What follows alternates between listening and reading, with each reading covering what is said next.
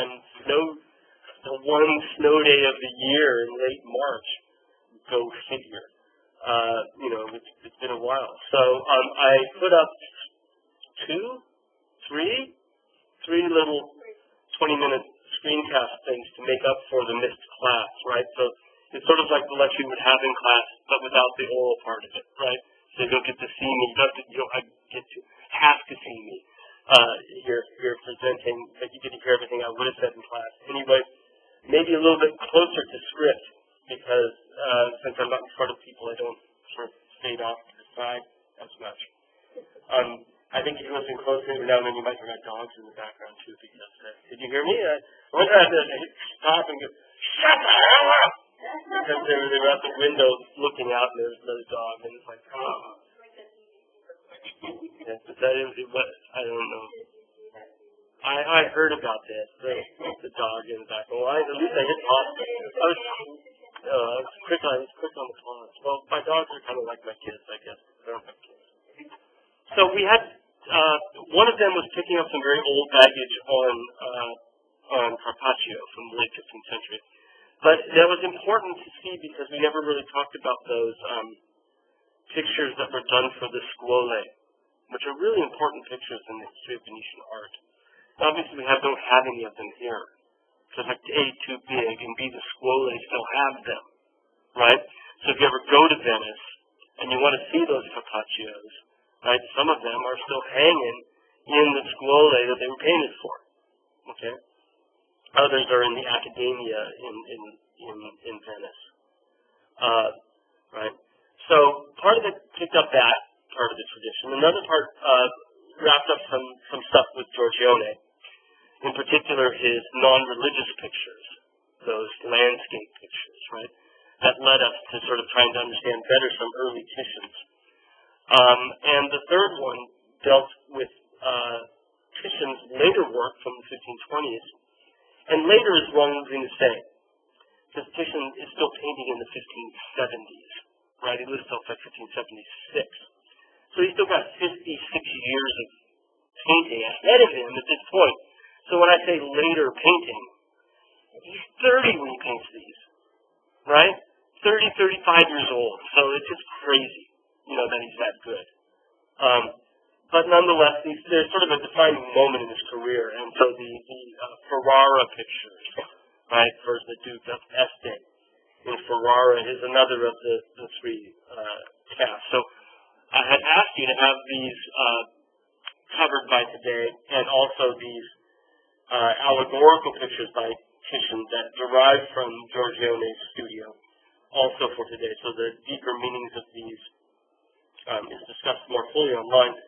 I'd not rather have done in class because they're so darn nasty that you want to kind of talk about them in class because they're eye-opening as Renaissance pictures. We don't think of them as being quite as skanky as these guys are. But certainly the Three Ages of Man on the right gives us some clue as to exactly what the pipe means in the picture on the left, which is more easy to overlook. But certainly our woman with this floxy blouse, two pipes, hey, one for you and one for me, and the two-dimensional placement of it right there, right? And the little Prutti on the right fondling that shaft of that tree. These are erotic pictures, and they're intended to be erotic pictures, and to understand the relationship between human physical attractions and nature. That's one of the layers of meaning, and that's not the only layer of meaning, but that's certainly a strong layer of meaning in these works. And certainly something that Titian got from looking at Giorgione's pictures. Right? So this is what we looked at online, and we're going to now fill in the spot between these, right? So Titian, working under Giorgione till 1510. Prior to that was a pupil of Bellini, Giovanni Bellini, right? But he's born around 1485, maybe 1490, we're not 100% sure, somewhere in that range, which puts him, if you do the math, at 20, 25 years old at the time he leaves Giorgione's shop in 1510. And the reason he leaves Giorgione's shop is Giorgione dies. He very young, 37 years young to me. 37 when he dies. Lots of artists die at 37. Raphael was 37 when he died in 1519. Géricault in the 19th century died at 37 as well. So I think if you make it past 37, you're good to go, right? Exactly. Vincent at 29, right? Brian Jones and Kurt Cobain and Jimi Hendrix and all of them. And our historians too. They either they die in their 30s or early 40s, or they live till like 112 and teach all the way through that. So I figure I got it made, right? I made it past 50, so I'm good. I'm good to go. Okay, so these are more of these online, but we're not going to fill the spots in between, right? So Titian came from a family of painters. It's the only one we ever talk about, right? And I don't even know anything about the rest of the family, but that's not uncommon, especially in Venice, right? We saw the Vivarini brothers, right? We saw Mantegna and Bellinis. So it's not uncommon to have painting be a cottage industry run out of different members of the family. Titian's part of that same thing, came from a family of painters born around 1485, 1490, apprenticed to the very best artists in Venice. Right? Sorry? Do you know this? You borrowed my book. Sent to Venice from where? Tell me this. I don't know. Don't know the town off the top of my head, but yeah, their parents. Oh, the sons were sent to Venice to study. Yeah. They must have been very well placed. In order, because I can't. Well off, they're not too well off, but well off enough that they're like, you're going to get to that. So and they do. I mean, goodness knows, you're going to come to Venice around 1490, 1500. Who would you choose to study with, right? It would be Bellini, and it would be Giorgione, the leading picture, and also the most avant-garde of the entire group too, right? So that's kind of fascinating. Now, he didn't come to Venice to become a run-of-the-mill painter, as it were. His training really did dictate some things that we will see in Titian's work, which is that he's breaking a lot of rules in his pictures. I think the Creations of Man begins to point to that. Notice how off-centered the subject matter is. Typical Renaissance pictures will give you a stable grouping in the middle of the picture, symmetry, right, and stability. Isosceles triangles underscoring the composition. And Titian just he'll give us voids in the middle, empty spaces, things centrifugally thrown out to the sides as if the painting's on the spin cycle and everything's just kind of moved out to the sides, right? They're really brave compositions. And we, in the 21st century, 500 years later, have to think about that in context because we're used to compositions that challenge the norms. But to be doing that in 1513 as a 30-year-old painter is pretty phenomenal, So 25, 30-year-old painter. So that's really fantastic about him. So what's interesting about Margaret's comment about the fact that the family had sent them off to Venice in order to be trained. It's like in his Vecellio, right? We don't really ever Tiziano Vecellio. We don't refer to him by his full name, Giorgione's full name, Castelfranco. We never bother with it.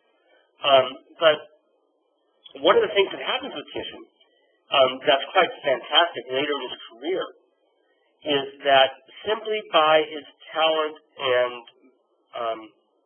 reputation as a painter, Titian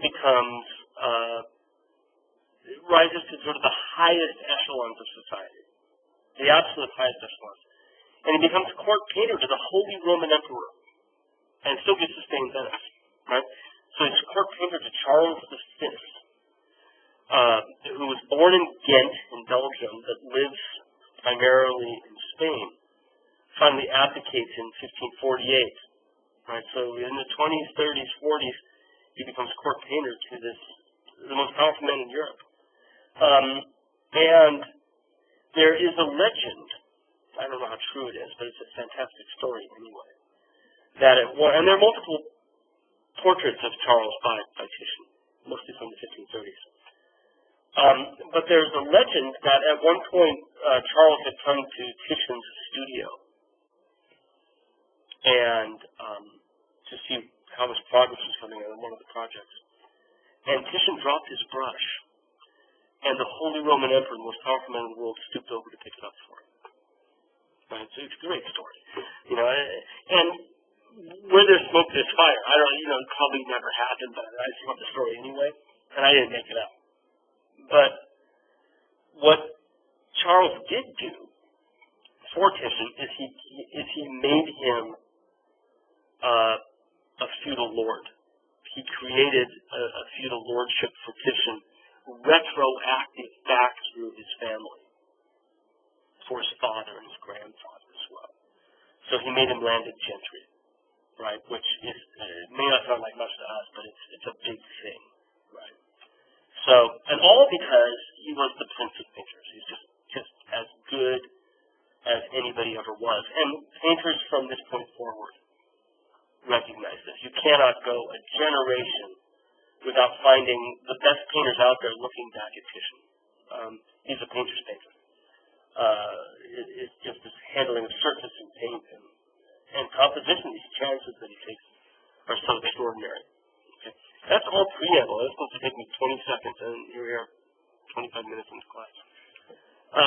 So we're going to look. We don't have many works from this early period by Titian here in the National Gallery. So we don't have a lot of things, local things to look at. But what we do have are the things that are in your Humphrey text, right? Which you should be looking at, right?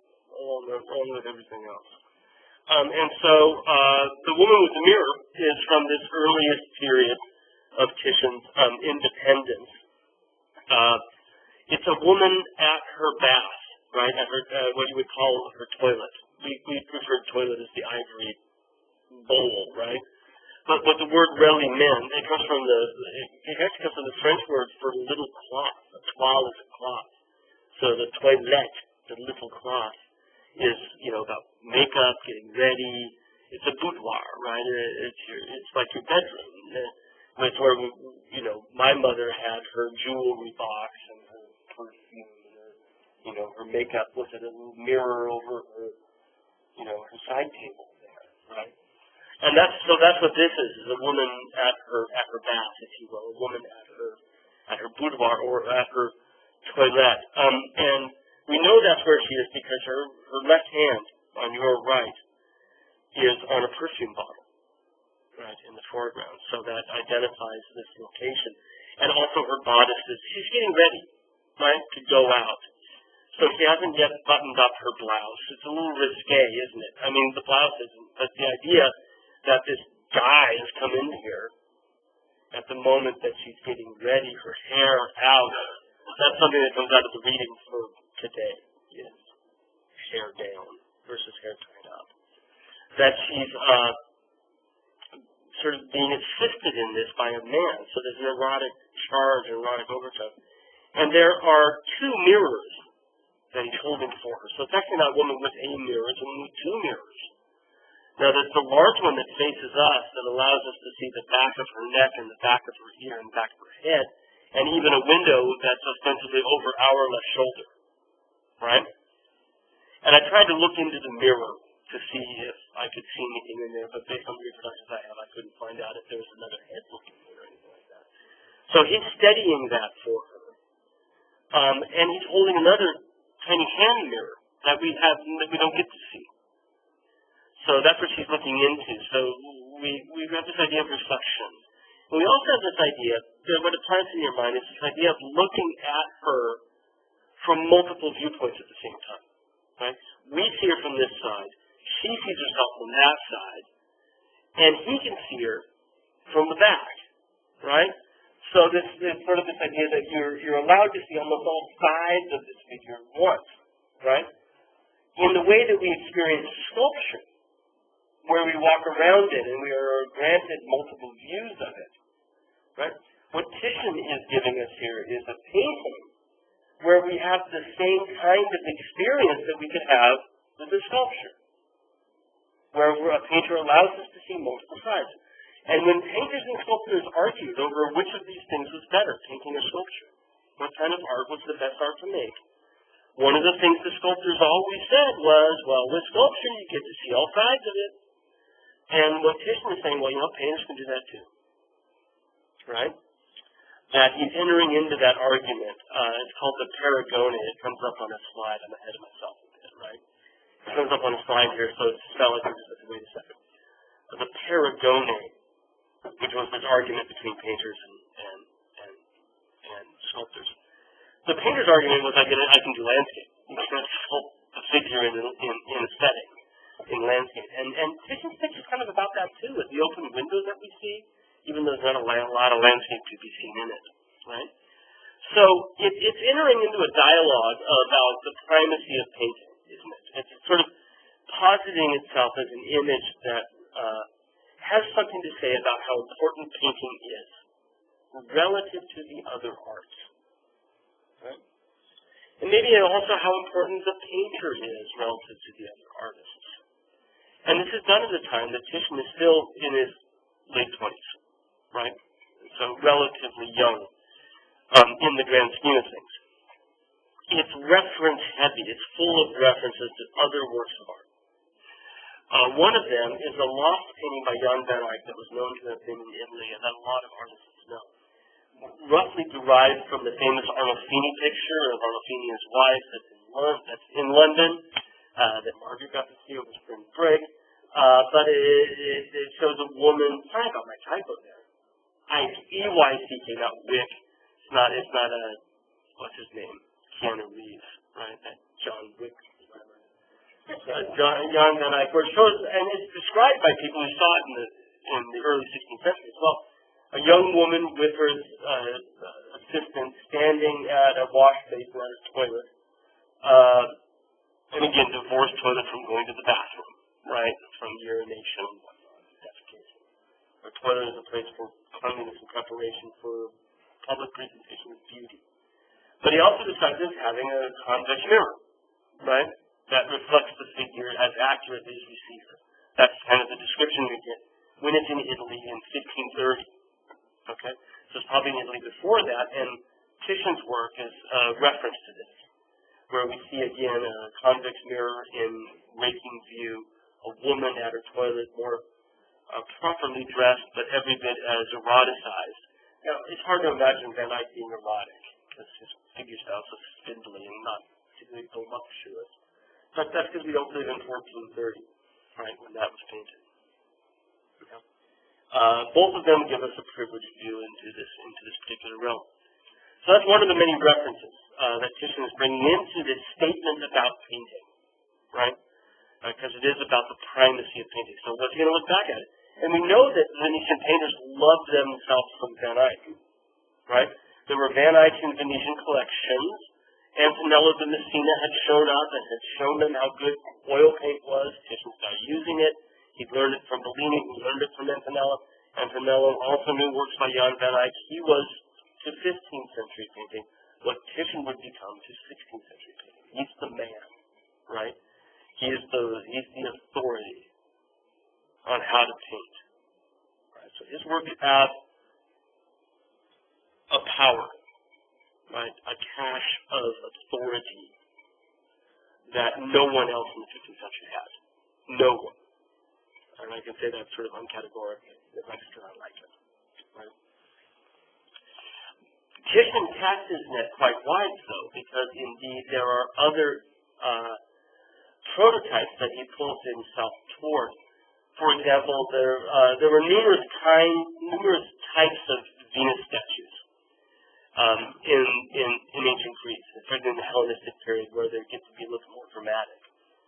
And they become known by this because there's a famous prototype that's copied again and again and again and again. And the Venus Anadyomene, and thank God you never have to do a oral exam. All the term means is Venus washing her hair. She's arising out of the water, having bathed in the water. She's now actually wringing out the water from her hair. Right? So that's what Anadyomene means, Venus wringing her hair. And that's all you need to refer to as. I don't expect you to memorize that. I don't have to memorize it. I'd have to double check every time. So, but you can always look back at this because even though her hair's not wet, right?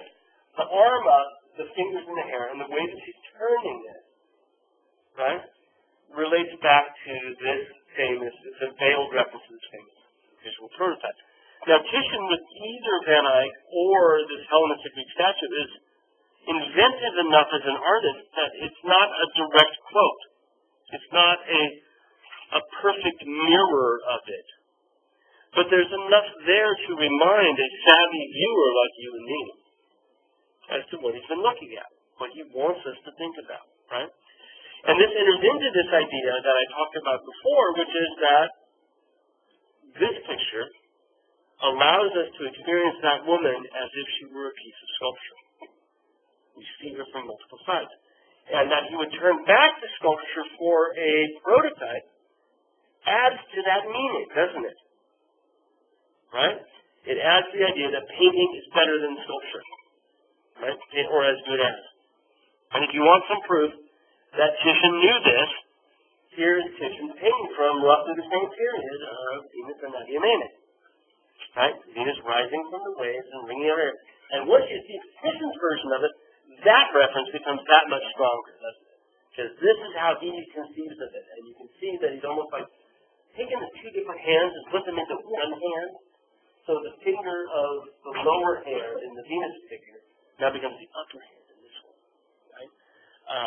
But it's in the placement of the upper hand in that one. Yeah. So, really have no doubt about it. The Venus with the mirror, or the woman with the mirror, is derived from these Venus images, but they are by no means meant to be Venus, right?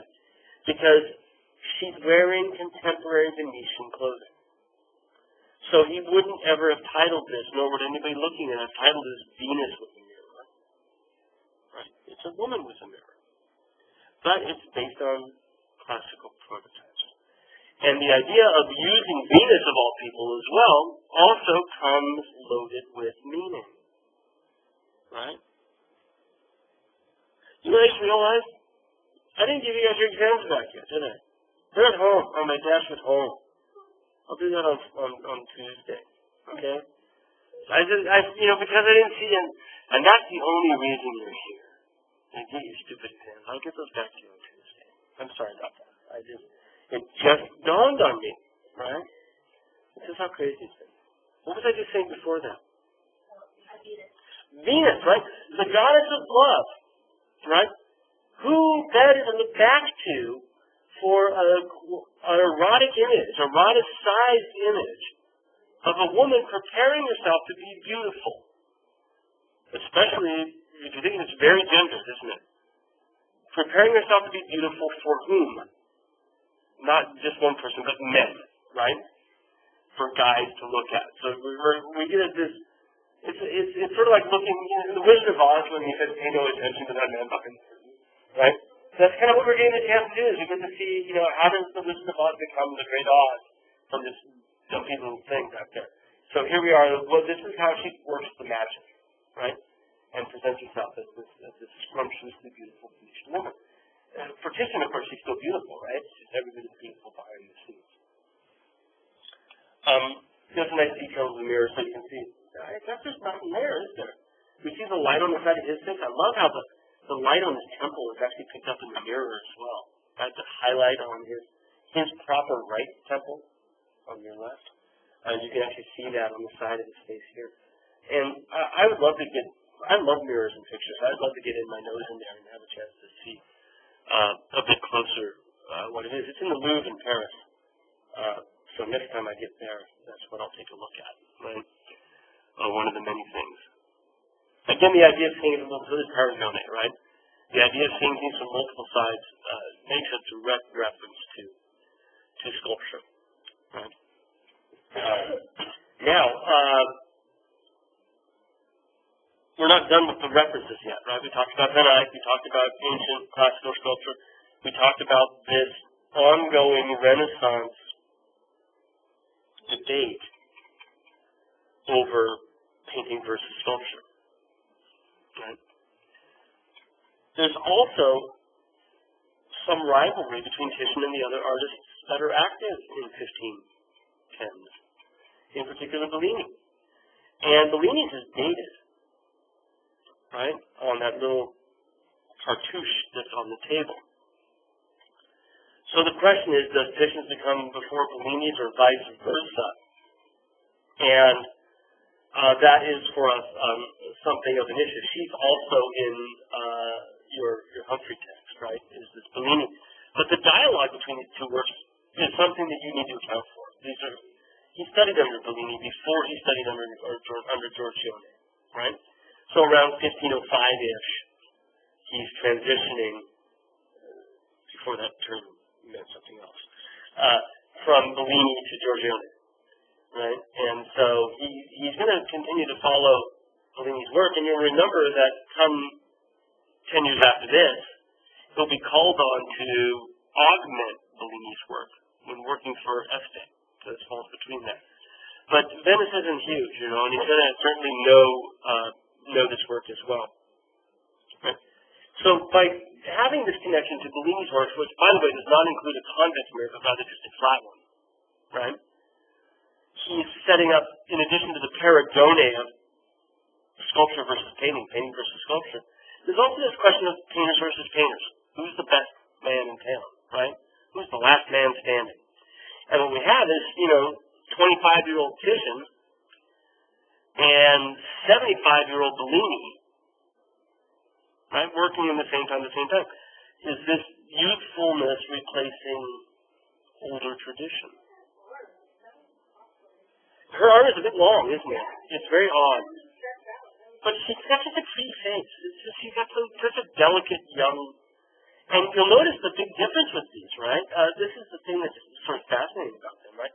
Is that whereas Titian's has more clothing on, you've caught her at a less opportune moment if you're a voyeur, a more opportune moment if you respect women, right? And there's more clothing on, although it's falling off her shoulder, and that gives it an erotic tension. Whereas Bellini's is nearly entirely naked, right?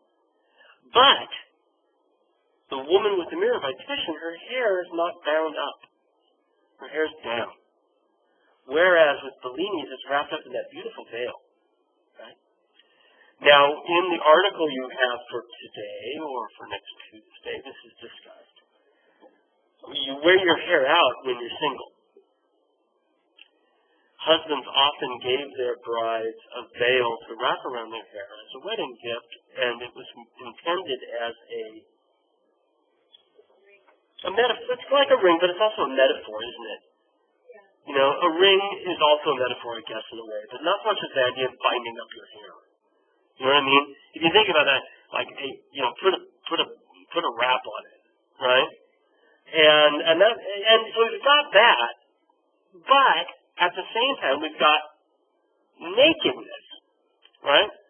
Whereas with Titian, we have something that suggests you're freer to do what you want, but she's not as baldly naked as this. So they both present a kind of an interesting tension between parts, right? For Titian, the hair suggests one thing, the bodice also suggests it, but not as much. With Bellini, the hair suggests propriety, right? Containment.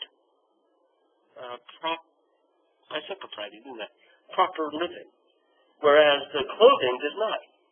And for Bellini's picture, what's often been interpreted with this is that it's sort of the dual role of a woman in a married woman. Which is, and this is again, I'm going to tell you what they believe, that doesn't mean I agree with it. That married women have two roles as they're part of the relationship, and this is 16th century stuff. One, the decorous mate in public, right? The adornment to the man. The beautiful woman, the trophy bride. Okay. Thus the hair. However, in private, sexy, voluptuous, enticing, right? So that's sort of the ideal of the bride, is to have these two antithetical roles, right? Proper, beautiful, on display, and naughty for private consumption. And that's exactly what Bellini's is kind of all about, right? Is that dual role. Now, one could argue maybe Titian's is there too. Is she holding her hair in order to wrap it up? Are we getting this private view versus the public view? Right? But these have to be taken into consideration as we look at these works and try to interpret what's going on with them. Right? Now, we've got in the National Gallery, this is from, it's a copy after Titian, so it's from the Circle of Titian, a variation on this composition. And I've not seen it, it's almost never out on display. I just downloaded this from your website. But you can see, obviously, the pose is very much the same, only now she's bared that much more. We have no hint of anything in her hair, not even the lighter veil at the back. The man on the left, similar facial features, but somewhat different. Ruddier complexion, bigger, fuller beard, darker hair. And we actually can see part of the mirror, can't we? You guys see, I think it's like a book. Right, you would fold the thing on the back over the front to protect it. But she still has her hand in the same position on the bottle of perfume, and you'll notice the ring is moved to the wedding ring finger, right? And a second ring lies there on the table. So this is a variation of the same.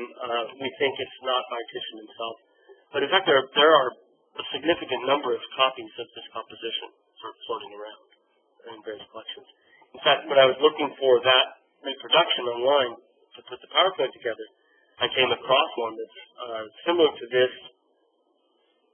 but I think she's closed, that sold at Sotheby's like 2 or 3 years ago. So, you could have got yourself a Titian if you had, about $4 million to spend. A Titian circle, work from the Circle of Titian. Right? So, right, we've got various other works based on this. Now, you'll notice in the title that it has this question mark. Have these figures been translated into known sitters? Right around 1515, right around the time that Titian turned 30-ish, 25-30, he began to gain the attention of Duke Alfonso d'Este. He's the Duke of Ferrara. He's the guy that commissioned Titian to complete the Bellini, right? That Bellini cycle. He's the one that had commissioned that work from Bellini as well, right? So the Duke of Ferrara. And he was recently widowed and had taken up with this woman named Laura Dianti, who we think he married, although I don't know why they just say maybe his third wife, because I don't know why we don't know that for certain, right? But the question is whether or not these are portraits of the two of them in the guise of the original. This is complicated by the fact that she looks so much the same. And that made people think, okay, if this is Laura Dianti, then is that Laura Dianti as well? Or should it bring up this issue about whether or not portraits are to the 16th century what we think they are today, which is an accurate likeness? Right? Or does it instead evoke the spirit of something? Sorry? Like Petrarch, exactly right. So here's, these are both from the Titian school. That's Alfonso d'Este in the center, and that's Laura Dianti on the right. And had a certain similarity. She kind of looks like Harpo Marx in all of them. Sort of a longish, moony face. These are later by a good 10 years, right? Maybe 15 even. So we have to keep that in mind. But I like the fact that that is Alfonso. That kind of reminds me of Alfonso in this too. I don't have any trouble buying that. She's a little bit more difficult, but again, keep in mind the time difference between the two of them, right? So suffice it to say that it's a possibility that she is Laura Dianti, and he is Alfonso d'Este, and we do know that there's a tight connection between Alfonso and Titian beginning around 1520. And there are numerous works by Titian for the Duke of Ferrara. So why not rework one of his own compositions or have another group artist from that circle do it at that time?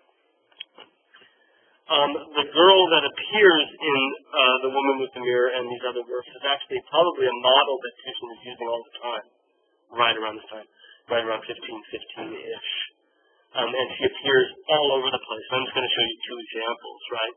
Well, actually, it's both of them, isn't it? But I think I brought in a detail of the woman on the left, and I should have brought in a detail of the woman on the right, shouldn't I?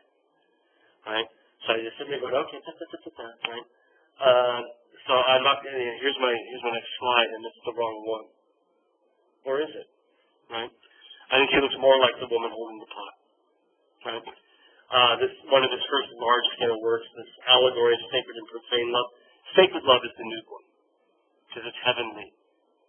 Profane love, earthly love, is the one on the left. So one is about inspiration, right? Allegories of perfect beauty, metaphysical, thus the pot with the fire. The other one is about earthly beauty. One is transient, one is present. Thus she's clothed, thus she has flowers from the earth, right? Which is odd because you would think immediately sacred and profane love that the naked one's profane. But that ain't the case, right? It's exactly the opposite of that. Well, anyway, the model is probably this professional model that Titian is using. And as I mentioned, she appears all sorts of places. Here she is as the goddess of flowers, goddess of vegetation, flora, which again is highly eroticized, right? The falling goddess, the nip slip, right? The peak, as they say in tabloid magazines, the wardrobe malfunction, right? There, where again the goddess of vegetation, flora, should in fact, this makes sense for the subject matter because the earth nurtures life, right? And so the goddess of vegetation ought to have symbols of nurturing. So the bare breast is eroticized by Titian, but it's explainable by the subject matter. It's not gratuitous, right? It's not simply there. Okay.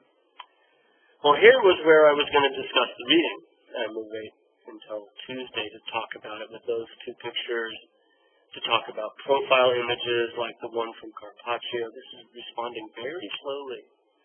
More by Carpaccio that we talked about online, and so forth. What we'll do today for the last 20 minutes is to continue our discussion of early Titian, these first years out, if you will, of Titian's works. And we'll come back to these images of perfect beauty and what they mean. So here's a Titian that if I didn't say Titian, you might think was a Bellini. You know? You really might. And I remember this was in D.C. a few years back for an exhibition. And I walked in and went, ooh, Bellini. And I went, oh, Titian, right? Because it looks so much like these Madonnas that we read so much about in Dawson and talked about in class, where she's screened away from the landscape that's filled with these bucolic pastoral motifs, right? By a green cloth with red highlights.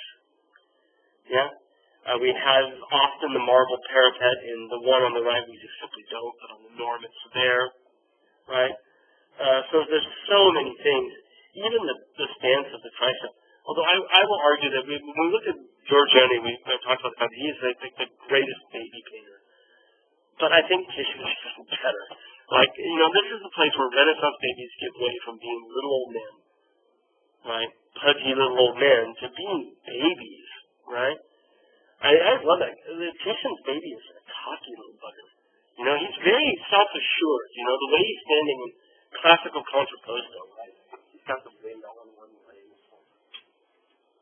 You know, he's dignified. He's got that air about him. Like, you know, he's very self-assured. He's not at all behaving like a little priest, which is normally the case, right? He's looking at you. But what about he's looking down at something, and I love the fact, again, doesn't this illustrate that element of Titian I was talking about, which is the brave changes he makes to the traditions of composition, right? Where it has been the composition, sitting in the middle, framed by equal parts left and right, and sort of stable, right? Everything is stable, everything is symmetrical. It's not perfectly symmetrical, right? It's a big neck term. It's bilateral symmetry.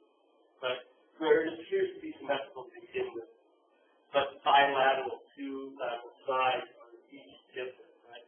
So she dissolves a little bit on one side. But the two that are together make this in the middle, this anchor, solidified. And tissue just disrupts that. There's still a sort of appearance, right? There's still a sort of triangle that we have. It's just she calls that her nickname because the other ones, right? I know her. And that's her confession. She looks so realistic. Doesn't Compared to other ones. So, and the other thing with tissue that, unlike Bellini, right? But even he takes things that he's learned from these other artists and he just does better, right? So one thing to look at when you look at Bellini was how he paints light and atmosphere. We'll talk about that at the National Gallery in front of Bellini and Giorgione as well. Painters of light and atmosphere in a way that, and by atmosphere, what I mean is that the air has a presence. It's not just a vacuum, but it brings something in that hangs between you and the things that you see, either the foreground or the background, right? And Titian does that even more. So if you look, for example, at her, not the hand is holding Christ, the other one in Titian, and look at the definition between fingers. And there isn't a line that separates them, but a tone that sort of gets dark and then starts to get light again. So he has to actually delineate, right? He has to actually, it doesn't like he drew the hand, but rather he painted the colors. Does that make sense? Right? Our speaker today, the woman that might get this job, talks about the fact that when she starts painting, she realized that she was drawing in paint. And that painting should be a different process than drawing. And I think Titian really understands that he's not drawing. Right? He's not taking a brush and laying down lines. He's taking a brush and he's laying down color. Taking a brush and he's laying down color. And as he gets, even I think it's in this one, that his underdrawing, where when he starts on the painting, right, what they will do before they start painting is they will draw in chalk or ink on the canvas or the panel. They're going to start to lay down the basic composition. And some artists give a lot more detail on it. Just head, lip, outline of that robe on the light. Because he's not going to draw. And anyway, so now the road decision is then out of nowhere, right? The way we get here with decision is through Bellini, is through Giorgione. Those are what gives us that ability to understand color, not as I should have to sit down with eloquence, right? There's a couple of different ways to understand color. You can understand color as being the cloth. Okay? The green of the cloth is because the cloth is green. But Titian understands green as something that's from the cloth because the sunlight hits that cloth. And shadows look different than the highlights, which are really ostensibly yellow rather than forced green. Right? So he understands color as a phenomenon that is a little bit independent from the local colors that we tend to associate with. So I'm wearing an orange sweater, okay? And you can understand my orange sweater being an orange sweater because it's made of orange thread. Or you can understand it as self-painted. You can understand it as being that color because light bounces off of it. Right? And that light that bounces off of it affects things around it. Right? Gives it an aura. So if I was up against it, if the bright lights were bright right now, you would see orange on the wall behind me. And Titian totally gets that. Right? That color isn't located based on fabric dye or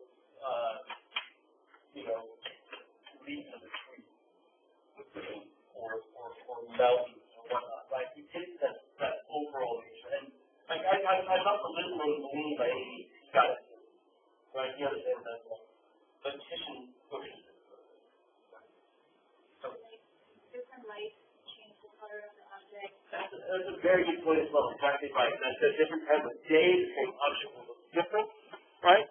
Different. Here, when you see the light is meant to be sunlight, then you can see the edges of sunlight in the highlights and in the shadows. You kind of see the different green. Yeah. It looks very realistic. It does. It even makes the crease slightly diagonal, so it looks like very real. It does. Believe me, Bellini is no slouch on the realism front, right? But I think that the other things that we get to is like, here's what I think it is. And this is not something that ever show up on the exam. Okay, these aren't in the National Gallery anyway, but give us an idea of what Titian's all about. Titian, not only does he understand color, right, in a quasi-scientific way, right, understand the nature of color in a way that other artists maybe didn't understand as fully.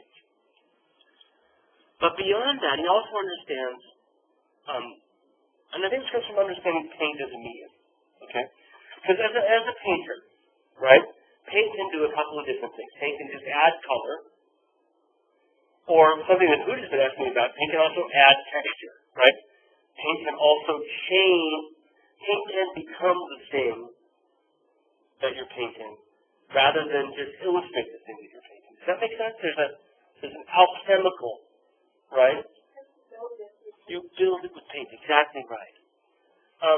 And if you look at that beautiful sleeve, Titian understands texture as well, and I think that's the realism, maybe. That might be part of what Jay's talking about with the realism, is the degree to which Titian understands, especially with the things in close-up, how paint can be manipulated to provide other elements. And what it means is that he's, as a painter, and this maybe goes back to Perugone as well. Right? I'm nowhere near my notes on this. Right? But if you go back to Perugone, which is what makes painting better than the other arts, yep. I don't know if they ever talked about this, but one of the things that happens is the ability to create texture that you can do that in sculptures, but also the ability to engage, and this is something Naomi talked about, engage all of your senses, right? That a good painting isn't just about seeing, right? A good painting is about smelling and touching and hearing, tasting. It's all five senses coming into it, right? Did you say? Please. Like, honestly, spoken in the other classes, but his artwork, almost the style, looked almost modern. And then the thing that you said about him understanding how the light reacts with color is something you see very much about the Impressionists. They love him. So, especially Manet. Manet adores Titian. He's not an Impressionist, but he's right in that circle. so that's why I think it's different. Why to me it looks so much more modern than I just yeah. Yeah. He was also the favorite painter of the Baroque, right? Baroque artists look back at this stuff. This stuff rocks, right? Rubens adores him, right? But so does Velázquez, right? Like I said, you can't go 5 feet without bumping into him again and again and again. Right? It's just fantastic. You'll notice certain things that are similar as well, and different. I think that in many ways what we talked about with the woman with the mirror and Bellini's other work is this idea of trying to posit himself as the new gun in town, right? The hot new commodity, right? So if we look at this picture, I think he's saying, I can do Bellini one better, right? And he does, right? And I love Bellini. I'm saying this as a huge Bellini fan, right? That he does. But at the same time, there are things that are homages, right? He's respectfully kicking him in the butt, you know? He's saying, like, hey, I'm better, but I'm younger, and you're old, and it's okay. I'm trying to meet people. But if you look at the shepherd in the background, actually, it's a soldier, isn't he? He's not a shepherd. That appears to be armor, right? Yeah, very much so. Whereas, But that whole landscape that wanders back kind of reminds us of things that he picks up in Bellini. But then the more you look at it, the more you realize that maybe not so much. Because you'll notice that Bellini's, and this is true in a lot of them, if you think about Mantegna too, there's always these sort of like foothills, rather dramatic foothills that rise, like what we see behind the one on the right. Whereas there's a sort of gentle rolling. Yeah, the landscape isn't, when we look at Bellini and we look at Vivarini and others, we talk about the fact that, remember that Venice is at the foot of the Alps, right? And you would get these mountains, and there's things that affect it, but it goes up and then it's lays flat again, right? Yeah. And so that is something that's closer to sort of Giorgione and comes out of that collaboration. There's our detail of that fellow. That definitely he's a soldier. I even have in my notes shepherd, but certainly not. So that should make us wonder about meaning in these. How do they add to it? Because we saw the leopard on the plinth and the good shepherd or the huntsman on the right certainly brought things into this. So why soldier as opposed to something else? But the landscape, you'll notice it. Behind him, this gentle landscape. You have this rising hill that goes down here. Then we got this path that looks like this, and the highlight on the other piece of that. And then we end up with this building.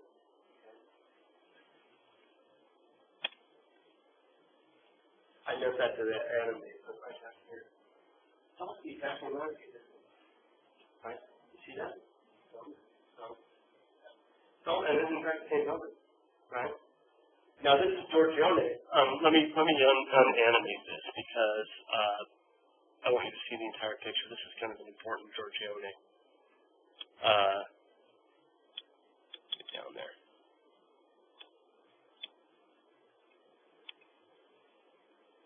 Stop looking at the clock. It'll be over in a minute. I feel like the okay, here we go. Now okay. There it is. So yeah, there it is in the background. This is Giorgione. Now, this is right around the time that Giorgione died. In addition to the variations in the intro class of Venus Perfida, has the exact same back before the fingers on it. Right? Yeah.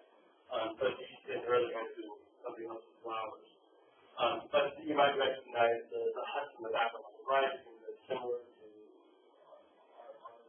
our adoration of the shepherd, right? That we saw in the background. But there's that landscape behind her left shoulder, and it's this landscape repeated, right? And that could be taken two ways. At first, people said, well, that means that Titian painted the 50 design while he was doing Giorgione's shop. And that remains a very, very much a possibility. But the contemporary way we think about it is that Titian was working for Giorgione when Giorgione died unexpectedly at age 37. It wasn't the place, yeah. And that could have been that it's not like Giorgione said, okay, now I'm done working on it, so they might lay me down to sleep, right? There are going to be unfinished work in the Giorgione shop. So is this background Titian using the same credit drawing, things like Giacomo Bellini as the basis for Wolfen's and painted after Giorgione passed away, and he's now out on his own. Now that said, Titian was already out on his own by 1505. By the time he was 20. And maybe even in his teens. He was painting. He's a child genius, right? He's seeing conditions. He's in teens. And not prominent, but from prominent. So, the Sleeping Venus presents us with an interesting element, which is that Titian is rivaling his masters on a certain level, but at the same time is also forging out new on his own, right? So again, as we think of the connection between the Gypsy Madonna and the Bellini Madonna, part of it is this idea of rivalry. Part of this idea is establishing yourself as the new person to go to, right? Out of respect to these old works, right? Now, in 1515, he gets his first Mondo commission, a huge commission, from the monastery of the Order of the Franciscans in Venice for their church, the Church of Santa Maria dei Gloriosi dei Frari, the Frari Cathedral, F-R-A-R-I, the Frari Cathedral. And it's this monster. It's on panel. It's a wooden panel, 22 and a half feet tall, almost 12 feet across, right? Huge. And in 1515, he's either 25 or 30 years old, right? And this is a major, major turning point in his career. And he had never done anything even close to this size before. How do you approach a work where the smallest figure, adult figure, is larger than life size, right? He's got a problem in front of him, right? And it produces, he knocks it out of the park. It's one of the most beautiful pictures of the Italian Renaissance, bar none. Very few pictures as absolutely gorgeous as this. And in fact, this is discussed in the reading that we'll talk about Tuesday as well, in this idea of beauty. So again, only 25 or 30 for the Franciscan Basilica in Florence. In working on it, and I think things that lead to its success, right? On the one hand, Titian designs it so that when you're standing in the aisle, when you're sitting in the pew, which is how most people see it most of the time, it has an impact, right? It's easily legible from a distance. So to do that, he simplifies the composition into basically two major zones. Three if you count a transitional zone. You have the earth down below, and you have heaven up above. And there's the strip of sky that separates them clearly so that when you back away, even the color scheme, right? Heaven is yellow, bright and luminous, earth darker, right? You can see it as you walk in the door, right? You can recognize the subject matter. So this is part of how he nails it, how he makes it work so well. He also limits the color range so that it simplifies as you back away. Primarily yellows, reds, and blues. Right? A few highlights of green, the angels around God, the fellow next to the apostle on the lower right. But as you notice from the left, as you back away, the overall effect is this orangish, reddish, with a few highlights of blue to separate the elements, right? So again, being able to see it from a distance is part of Titian's focus with the work, right? There's a nice close-up of the Virgin Mary. And again, Titian's ability with paint. Look at the range of colors that are in that blue winding cloth around the outside. Purples, and fantastic. Right? It's just a fantastic. Yeah. And even the sort of the light lavender stripe that's coming across her breast, right? Or how the sleeve on the left, her right arm, is a slightly different tone. Right? It's fantastic. In order to sort of think about these two realms, heaven and earth, one of the things I really love, I'm going to tell you sort of what I like about this picture. Why Mark likes this picture. Heaven is perfect. Heaven is ordered. You might have some busy little angels around the sides, but heaven is a circle. Heaven is the sphere. that almost focuses not on her head, but sort of just above the top of her head, would be the center of that. It's picked up by the top of the frame, and then that circle is continued with the tops of those angels' heads. And a circle is like the most perfect form, right? It has no beginning and no end. It's equidistant from the center at all points, right? It's perfection personified. And he uses that to organize heaven. Heaven should be perfect, right? Earth is where all things get imperfect, right? This is typical Renaissance thinking, that perfection doesn't exist in things you make, it exists in things you think. It exists as metaphysics, not in the physical world. So heaven is perfected. Earth, a bit more chaotic, right?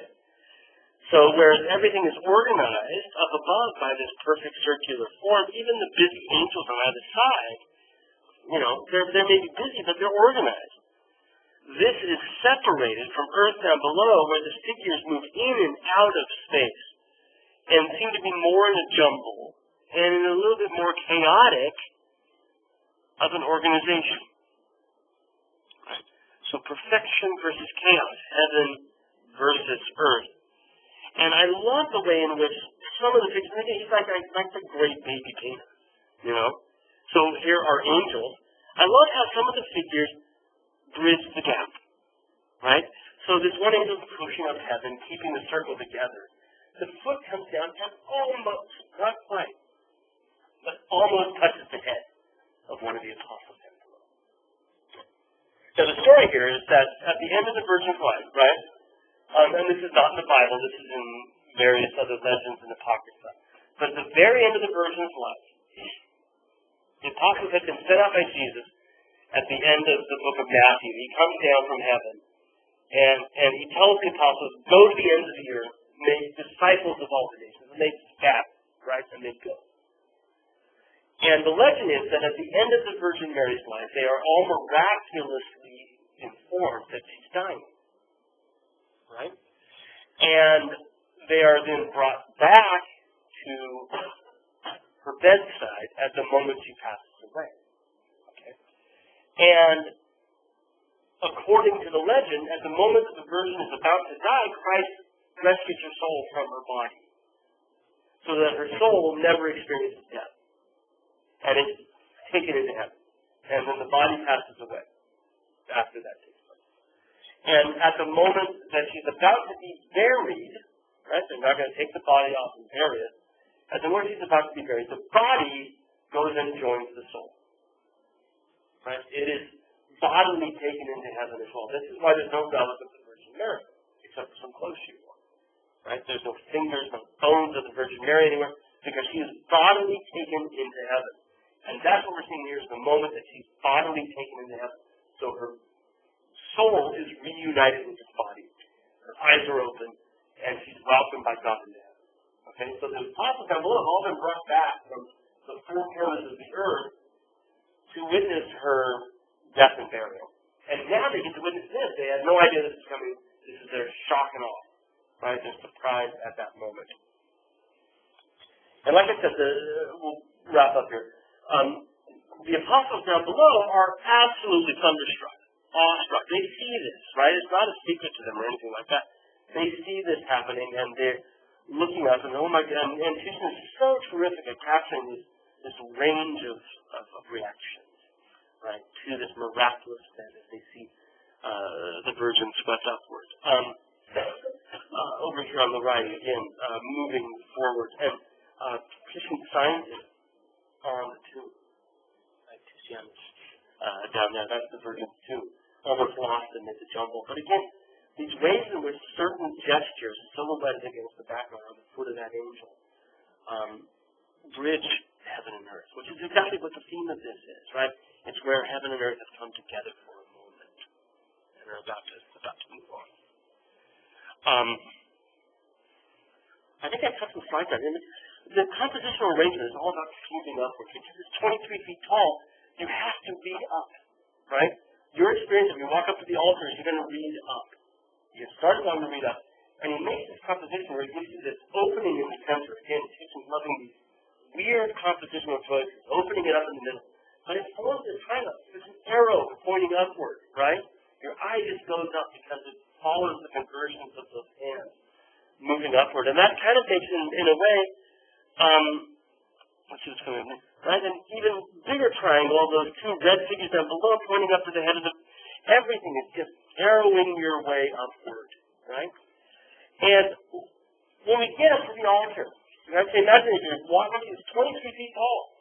So if we have to keep the ceiling up, and it's still like up this, right? So these are 14 foot ceilings. So if we cut the ceiling up and went into the room above us, it would fit on the wall. So you walk up to the altar, and you're looking up at it. And so when you actually experience it, so you design the thing to see from a distance, right? So you're also designed because you know that your experience is going to come up. You're just when you're going to see, and look up. And so you look up, and if you have it foreshortened in a way so that when I just use so that's just that big one, right? So you get the sense that you're looking up underneath that rock, right? Your experience, how do I see that? And you look up at her, and God looks down at you, you know? And what I love was the effect of this quilt on me when I was looking at my computer, and I don't know what is in that perfect circle that seems to take down like this. When you get there, all of a sudden it's like this. And you can see that she's going up into that parachute, right? That dome of light. And you're kind of flipping through it, right? So these are the things that I love about the picture, and the things that make it such a masterful,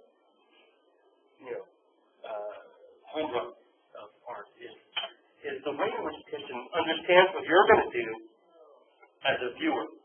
You're going to see it from afar, you're going to have most of it, and it has to address that. But you're also going to come up close to it and look up at it as well. And that will be part of how he works on it so that it changes as you move into it. Doesn't it make you now want to, I'll go to Venice and spend the afternoon in Ferrari? You did? No, it's in Venice. Everything's in Venice. Yeah, all the situ paintings are in Venice. It's in the Ferrari. As is this one. They're still in the same place they were commissioned to go. Well, we're over time. Sorry about that. It's 5 minutes after. Okay, so remember.